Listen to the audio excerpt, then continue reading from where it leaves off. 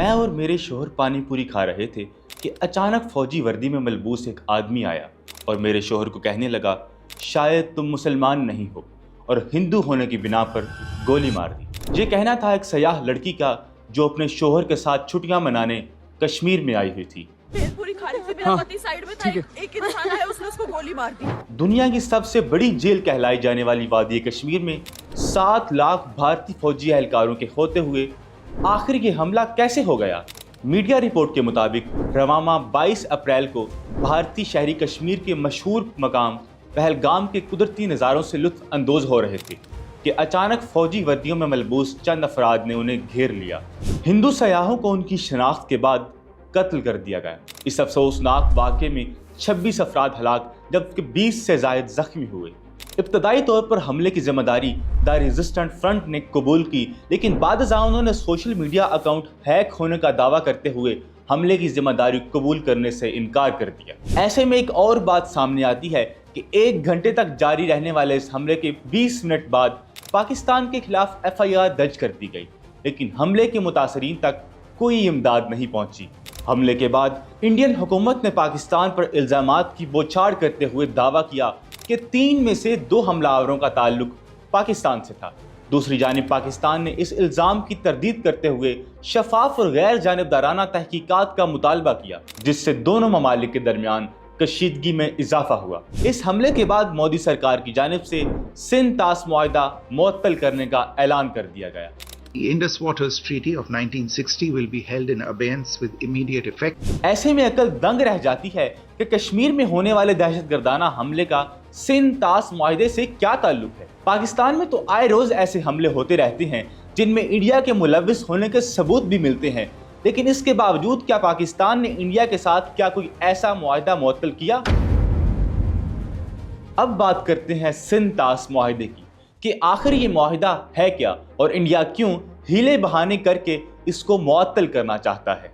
तो नाजरीन, सिंध तास मुआहिदा पाकिस्तान और इंडिया के दरमियान आलमी बैंक की शराकत के साथ 1960 में तय पाया। इंडिया की जानिब से उस वक्त के वज़ीर आज़म जवाहरलाल नेहरू, जबकि पाकिस्तान की जानिब से सरबराह ममलिकत जनरल अयूब खान के दरमियान कराची में तय पाया था। मुआहिदे के तहत 3 मशरकी दरियाओं बयास, रावी और सुतलज इंडिया के हिस्से में आए, जबकि जम्मू कश्मीर से निकलने वाले 3 मगरबी दरिया सिंध, चनाब और जेहलम पाकिस्तान के हिस्से में आए। इस मुआहदे के तहत हर साल दोनों ममालिक के दरमियान डेटा शेयरिंग की गर्ज से कमीशंस के इजलास होना भी तय पाया था, जो इंडियन हुकूमत की हठधर्मी के बायस गुज़िश्ता 3 बरसों से नहीं हो रहा। अब वापस चलते हैं पहलगाम वाक़या की जानिब, जिसको जवाज़ बनाकर इंडिया की जानिब से मुआहिदा मुअत्तल करने की एक मरतबा फिर कोशिश की गई है। यहाँ ये बात ज़हन नशीन करना भी ज़रूरी है कि ये पहली मरतबा नहीं हुआ कि इंडिया की जानिब से मुआहिदे को मुअत्तल करने की कोशिश की गई हो। इससे पहले भी पुलवामा हमले को जवाज़ बनाकर इंडिया ने सिंध तास मुआहिदा मुअत्तल करने की नाकाम कोशिश की है। पाकिस्तान का मौक़िफ़ रहा है कि इंडिया मकबूजा कश्मीर में सिंध तास मुआहिदे की खिलाफ वर्जी कर रहा है। इसके मंसूबे मुस्तकबिल में पाकिस्तान को इसके हिस्से के पानी से महरूम कर सकते हैं। दूसरी जानिब इंडिया का मौक़िफ़ है कि वो पानी ज़ख़ीरा नहीं कर रहे, सिर्फ बहते पानी से बिजली पैदा कर रहे हैं, जो मुआहिदे की खिलाफ वर्जी नहीं। इंडिया की जानिब से बार बार सिंध तास मुआहिदा मुअत्तल करने की कोशिशें जारी हैं। ऐसे में ये जानना भी ज़रूरी है कि क्या इंडिया यकतरफा तौर पर इस मुआहिदे पर अमल दरामद रोक सकता है। माहिर आलमी कवानीन अहमद बिलाल सूफ़ी ने BBC को बताया कि इंडिया यकतरफा इस मुआहिदे को मनसूख या मुअत्तल करने का हक ही नहीं रखता। इस मुआहिदे में कोई ऐसी शिक ही नहीं है कि उसे मुअत्तल किया जा सके। ताहम इस मुआहिदे के तहत दोनों ममालिक बाहमी रजामंदी के बायस मुआहिदे में तब्दीली कर सकते हैं। अहमद बिलाल के मुताबिक पाकिस्तान इस इक़दाम को अक़वाम मुत्तहिदा में चैलेंज कर सकता है और इंडिया के खिलाफ इसी नौयत के इक़दाम भी उठा सकता है। इस सारे मामले के बाद ये जानना बहुत ज़रूरी है कि क्या इंडिया का सिंध तास मुआहिदा मुअत्तल करने का ऐलान पाकिस्तान के लिए किसी किस्म की मुश्किलात पैदा कर सकता है।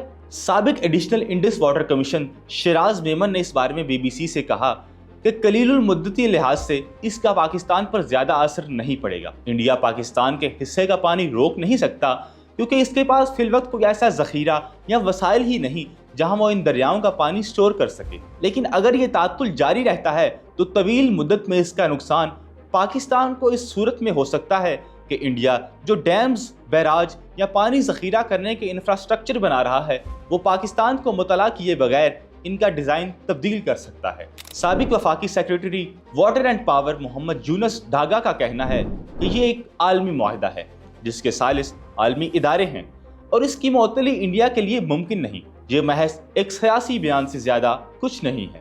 شیراز میمن نے یہ بھی کہا کہ ایسا کرنا انڈیا کے لیے آسان نہیں ہوگا کیونکہ عالمی بینک اس معاہدے کا ثالث ہے اور پاکستان اس مسئلے کو عالمی عدالت میں بھی لے جا سکتا ہے۔ ایسے میں یہ سوال بھی جنم لیتا ہے کہ اگر سندھ طاس معاہدہ معطل ہوتا ہے تو اس کا پاکستان پر کیا اثر پڑے گا؟ تو ناظرین، اگر سندھ طاس معاہدہ معطل ہوتا ہے تو پاکستان کو زرعی بحران کا سامنا کرنا پڑ سکتا ہے کیونکہ پاکستان بھر میں آبپاشی کے نظام کا زیادہ تر انحصار دریائے سندھ، جہلم اور چناب پر ہے۔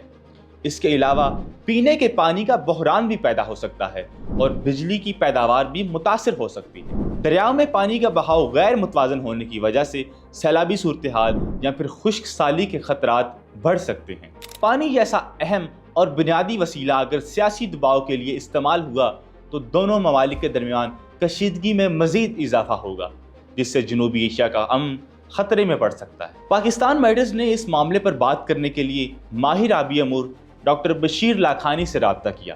ان کا کہنا تھا کہ پاکستان کو اپنا پانی بچانے کے لیے تمام تر قوت کا استعمال کرنا چاہیے۔ پاکستان اس بحران کا حل کئی طریقوں سے نکال سکتا ہے۔ سب سے پہلے پاکستان کو فوری طور پر عالمی عدالت انصاف یا عالمی بینک سے رجوع کرنا چاہیے کیونکہ سندھ طاس معاہدے کا ضامن عالمی بینک ہے۔ دوسری جانب پاکستان کو پانی ذخیرہ کرنے کی صلاحیت بڑھانی ہوگی۔ نئے ڈیمز اور ذخائر تعمیر کر کے پاکستان اپنی واٹر سیکیورٹی بہتر بنا سکتا ہے۔ تیسرے نمبر پر اندرون ملک پانی کے بہتر اور محتاط استعمال کے لیے قومی پالیسی تشکیل دینی ہوگی۔ آبپاشی کے جدید طریقوں کو فروغ دے کر پانی کے ضیاع کو روکنا چاہیے اور ری سائیکلنگ سسٹم متعارف کرانا وقت کی ضرورت ہے۔ اس صورتحال میں مزید کیا ہوتا ہے، انڈیا اور پاکستان کی جانب سے مزید کیا اقدامات کیے جا سکتے ہیں، یہ سب جاننے کے لیے دیکھتے رہیے پاکستان میٹرز۔